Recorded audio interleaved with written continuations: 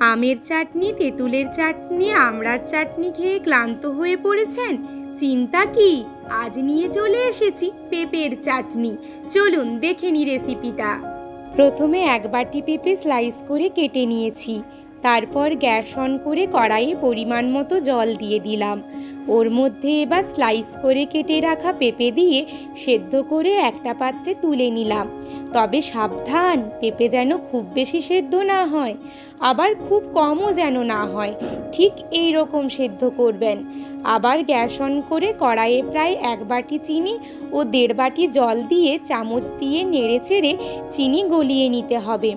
যখনই দেখবেন চিনি গলে জলের সাথে মিশে গেছে, তখন সেদ্ধ করে রাখা পেঁপেগুলো দিয়ে একটু ফুটিয়ে নিন। আর দিয়ে দিন স্বাদমতো নুন। আবার ফোটাতে থাকুন যতক্ষণ না পর্যন্ত পেঁপের মধ্যে এরকম চিনির রস ঢুকছে। তারপর চাটনিতে টক স্বাদ আনার জন্য দিয়ে দিন লেবুর রস, কাজু ও কিশমিশ দিয়ে দেবেন।